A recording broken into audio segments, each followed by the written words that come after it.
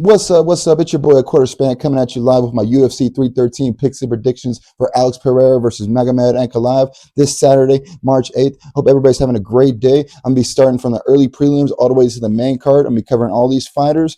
I'm going to be covering the betting odds. I'm going to be covering everything. Hope everybody's having a great time. Let's get to it. Kicking off the early prelims is the middleweight matchup between Jordan Santos versus Ozzy Diaz.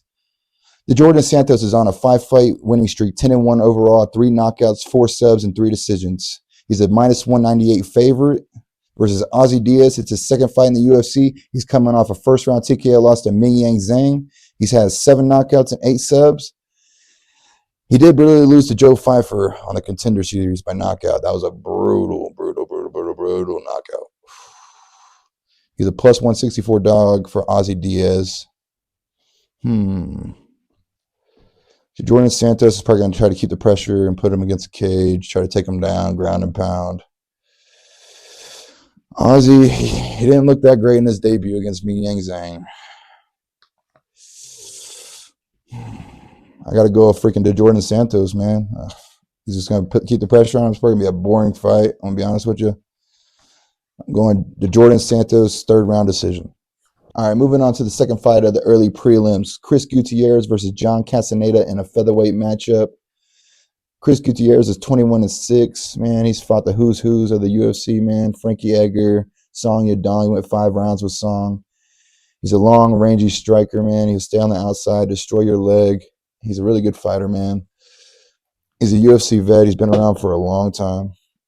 He's fighting a young up-and-comer in John Castaneda, man. He's won 3 of his last 5. He's 21-7 overall. He's had 3 straight decisions, man. That sucks. Hopefully it's not 4. He moves good on the feet, though. He's good. But man, he was supposed to fight last weekend, I thought, man. And they moved it to this weekend. So I mean, I don't know how cutting weights twice might do for him, man. I don't know. That's kind of rough. The weight cutting might get to him. I'm leaning more towards Chris Gutierrez in this one, man. I don't know why. I got Chris Gutierrez, man, split decision. He's going to beat up the leg, man. He's going to piece him up. It's going to be a split decision victory for Chris Gutierrez. Mark my word. Let's go. All right, moving on to the third and final fight of the early prelims. We got Mario Santos versus Francis Marshall in a featherweight matchup. Mario Santos, he's a minus 325 favorite. He's coming off a KO victory and winning the freaking Ultimate Fighter against Conor Flea. He's 14-1, man. He's won 8 fights by KO and 6 decisions. He's a minus 325 favorite, man. He's a young up-and-comer, man. He's going to be a beast, man. I feel like I was watching him on the Ultimate Fighter, man. He just, when you saw him, man, you knew that he was going to win that show. I don't know what it was, but when you saw that dude, you're like, this guy's going to win the show. And he did. So, I mean, yeah. All right, but Francis Marshall, man, he's coming off a split decision win against Dylan Bazooka on August 24th. He's 2-2 since joining the UFC and 8-2 overall. Man, Francis, man, he's got some clean knockouts on his resume, man. He knocked out that dude in his debut. Clean knockout. It was dirty. He's a plus 260 dog, man. Mario Santos, man, the hype for him is kind of crazy right now. Man. Man. I could see Francis maybe catching him. Fuck. Nah, man, I think Mario Santos is too good. Mario Santos is too good. I could see Mario Santos winning early, man. Early knockout, maybe first, second round. Yeah, Mario Santos by KO. Let's go. Babe. All right, let's move on to the prelims here. We got Alex Morano versus Carlos Leal. Alex Morano, he's plus 500 dog, man. Plus 500? Plus 500, man? Whew. Yeah, man, he's a UFC veteran, man. He's coming off a 2-fight losing streak to Nico Price and Daniel Rodriguez, man. Nico Price, that's a bad loss. That's a bad loss. Both of them by decision, so that's boring. His last fight was October 12th, man. He's 2-3 in his last 5 fights. Man, I'm a fan of him, but his last 4 fights were all decisions. I feel like he's towards the end of his career, man. I'm going to be honest with you. I feel like he's towards the end of his career. If he loses this one, he might be done. All right. Carlos Leo, man. This is his second UFC fight. He's 21-6, 10 KOs, 2 subs, and 7 decisions. I heard he got popped for steroids, man. I heard a rumor that he got popped for steroids back in the day, man. Dana better be still testing these dudes. Dana better still be testing these dudes. He's coming off a unanimous decision loss to Renat Fakarov. Renat is a freaking killer, though. Renat is a killer. Renat, man. I got a lot of hype around that dude. He's going to be possibly future champ. He's 3-2 in his last 5 fights. 3 of those wins by KO. Man, he's a -700 favorite, man. Whew. -700. Whew, that's a lot. Ah, man. I don't see Alex Morono pulling this off, man. I'll be honest with you. He doesn't have the power. Carlos Leo has the knockout power. Ah, man, I can see Carlos Leo putting him away, man. I don't know why. This could be a retirement fight for freaking old Alex. Ah. Yep, Carlos Leo. I got him by knockout. First. Now I'm going Carlos Leo's second round knockout. Pressure's going to be too much for Alex, and it's just going to be over. He's not going to be able to handle the pressure. He's going to be hitting too hard. Plus, this man took steroids, man. He probably still got some of the juice still in for knockouts. Come on, huh? Yeah, Carlos Leo, second round knockout. Put it down. Moving on to the second fight of the prelims, we got Bruno Pereira versus Armen Petrosyan. Armen Petrosyan is a -155 favorite versus Bruno Pereira, who's a +135 dog.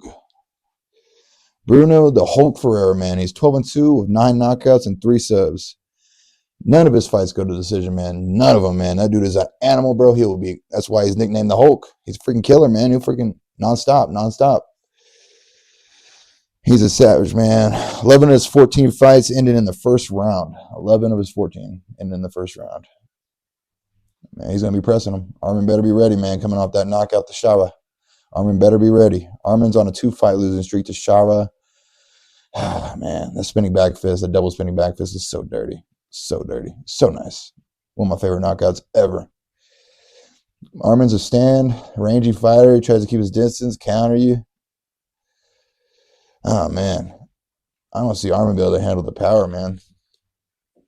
This is like for spot in the UFC. I feel like in this fight, like if you lose, you're probably going to be cut. Like, that's how I see it right now. I've heard both of these fighters. I can see Bruno knocking him out. I can't see Armen knocking him out.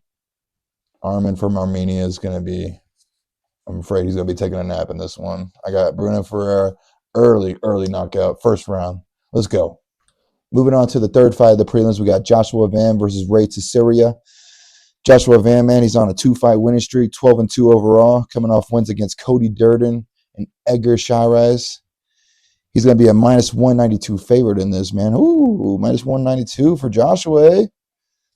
I saw him fight live on UFC Denver, man. He got knocked out in that one, sadly. Not that long ago. He's fighting Ray Teixeira, man. Ray Teixeira, man, he's 10-0. He's the second fight in the UFC. His first fight, man, he looked pretty slick with the takedowns, man. He didn't look that great, man. I mean, I don't see like that much hype. I'm going to be honest with you. He likes to wrestle, man. That's all I know. He likes to wrestle. Haven't seen much about him. Ray Teixeira, he's a wrestler. Joshua Van, I know he's a fucking dog, and he will fight until you get him knocked out. He will keep coming at you. Ah, man. If Ray can control Joshua, man, it's going to be a tough night for Joshua, though, because Ray is a good wrestler, man. I just don't see him be able to control Joshua, though, the whole fight. I don't see him be able to control him. I can see Josh in the late rounds, third round, maybe piecing him up, TKO against the fence. Ray's going to be confused, tired, can't get his takedowns. I can see Joshua Van just piecing him up, and then ended up with the finish, man. Maybe a finish, maybe a split decision for freaking Josh. But I think it's going to be a finish, man. I'm going with a third round TKO finish for Joshua Van. I'm taking the favorite, -192. Let's go. Moving on to the main event of the prelims, we got Curtis Blaydes versus Rizan Kunaev. Curtis Blaydes, man, he's coming off a TKO loss to freaking Tom Aspinall. He actually got knocked out. I mean, who hasn't lost to Tom Aspinall in the first round by knockout? I mean, who hasn't? Everybody. I feel like John Jones is next. He's going to be next to be knocked out in the first round if they ever fight. But I doubt it. John's ducking. All right, Curtis Blades, man, he's a minus 310 favorite. Kunaev plus 250 dog. Curtis Blades, he's a good fighter, man. He doesn't have that knockout power. I feel like every fight has been his downfall is because he fights a fighter that has the knockout power. Like Francis Ngannou, Derek Lewis, Tom Aspinall, all had the knockout power, all put him away. He doesn't have the firepower to fire back. He doesn't have that power, I'm afraid. But he is a dog. He is a good wrestler, good striker. All right, man. I don't know. Kunaev is a Dagestan wrestler, man. He's 12-2 overall. He's on a 10-fight winning streak, so that's pretty good, I guess. But rumor has it, man, that he got popped for steroids. 4 different substances he got popped for. 4 different substances. Dana, are you testing these guys, man? Dana, why are you bringing over these steroids, guys, bro? I don't know. Oh, man. He's coming off a TKO victory on Dana White's Contender Series. He had a good knockout in that Dana White Contender Series. Kunaev. The Dagestan, he could probably wrestle, man. Curtis Blades is also a really good wrestler, man. But getting Curtis Blades in your UFC debut, whew, that's a tough thing to do. I can't see Kunaev pulling this off, man. I got freaking Curtis Blades by TKO, second round. Pressure's going to be too much for Kunaev. He's going to gas out. He's a freaking big old gallon of milk. I'm afraid that Curtis Blades, TKO, second round, mark it down, put it in your bet slips. Let's go. Moving on to the main card, we got Bobby. Not calling you King Green. I'm not calling you King, Bobby. It's Bobby. Versus Mario Ruffy. The fighting nerds are back. All right. Bobby Green is a plus 360 dog. Mauricio Ruffy's a minus 470 favorite. Bobby Green, man, he's a UFC veteran. He's fought the who's. He's fought everybody. Got dominated by Islam.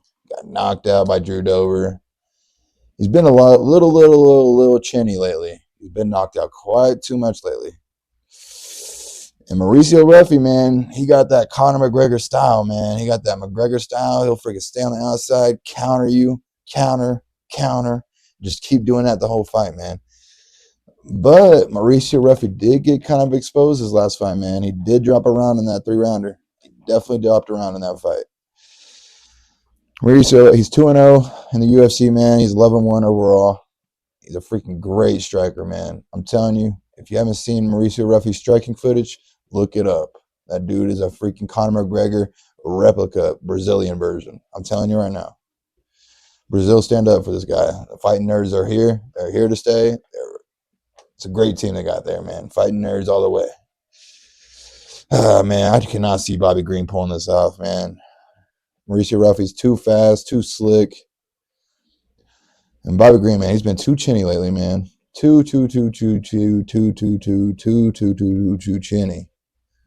So I got Mauricio Ruffy, man, by knockout, man. Probably early, maybe second round. Just put Mauricio Ruffy knockout. Fighting Nerds streak continues, man. Undefeated in the UFC. They're like 15 or something and 0. It's not going to end. It's not going to end on Saturday, bro. I'm telling you right now. Mauricio Ruffy, TKO, second round. Put it down. Moving on to the second fight of the main card, we got Amanda Lemos versus Lasmin Lucindo in a women's strawweight matchup. Amanda Lemos is a plus 124 dog. Lasmin is a minus 148 favorite. Amanda's 14-4-1 of 8 KOs. Amanda is 3-2 in her last 5. She lost her last fight by armbar in a 5-round main event to Verna Jadorena. She has good wins over Mackenzie Dern and Marina Rodriguez. I feel like she always keeps the fight exciting. She's a very exciting fighter. She keeps the pressure. She throws them hands, man. She has power, man. She's knocked people out before, man. She's knocked people out. She did fight Weili Zhang. She did get dominated by Weili Zhang, got exposed by Weili Zhang. Weili Zhang's a freaking monster, though. Who hasn't got exposed by Weili Zhang? Everybody. That's who. Lasmin Lucindo, she's 17-5, 8 KOs, 3 subs, 6 decisions. She's 4-1 in her last 5 on a 4-fight winning streak, coming off a split decision win against Marina Rodriguez. Both these fighters got something in common. Both beat Marina Rodriguez. She likes to keep the fight exciting. She was spinning attacks, man. She's got hands, man. Lasmin Lucinda, she's a dog. She's got that dog in her. I see a great fight between these two, man. It's going to be a fight of the night candidate for this one. I can see Amanda Lemos being too much for her, though, man. I think Lasmo Cinder has more experience, though, man, than Amanda. Even though Amanda's older, man, Lasmo's got more experience.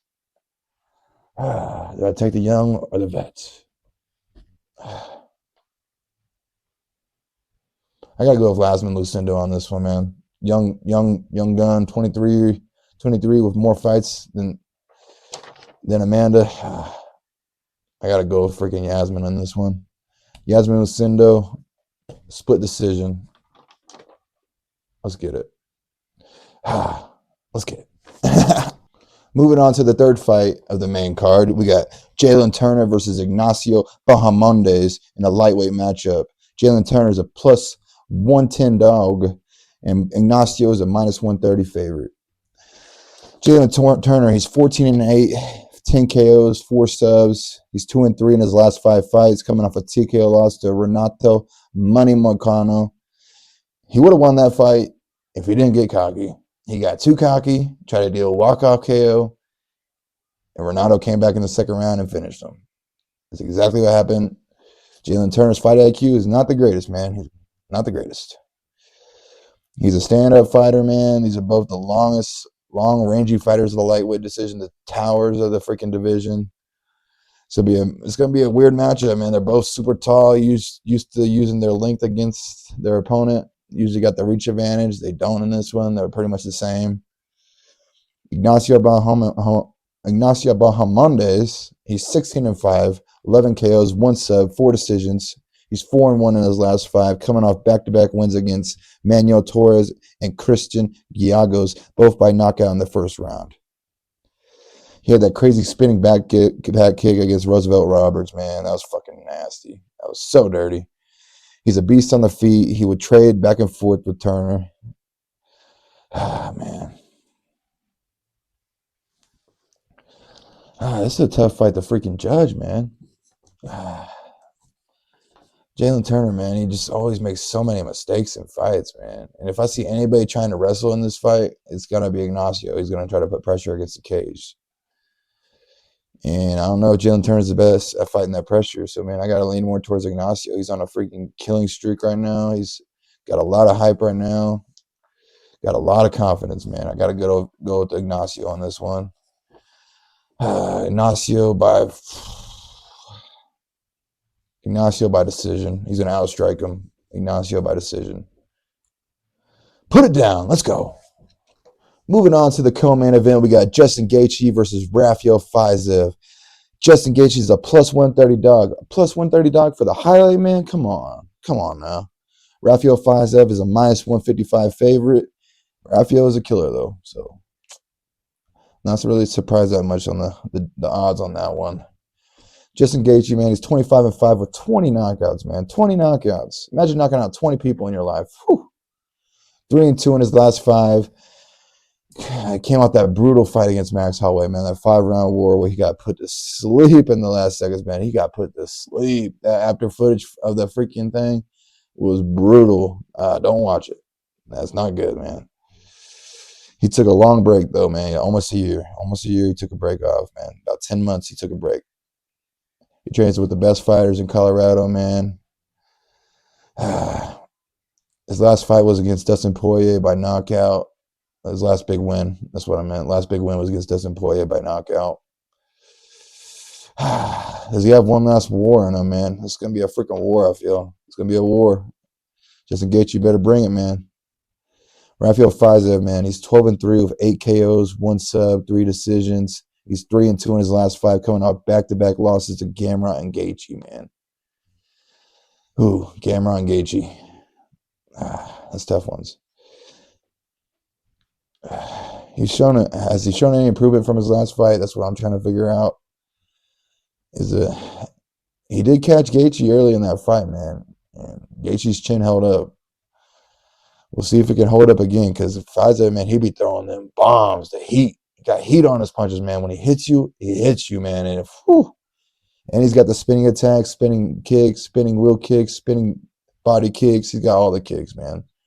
He's a good fighter, good fighter. He's gonna be probably future champ, man. He's 31. Justin Gaethje's 36, maybe 37. I don't know. But man, I hope they're not setting Gaethje up, man, for this one. If they fight like the first time, it's going to be the same result. Gaethje's going to win. But I mean, Rafael, man, hopefully Gaethje's chin can hold up because after getting knocked out like that, man, I don't know if your chin can hold up again after that, man. After you get knocked out once, man, it's just like it's not the same. I feel like,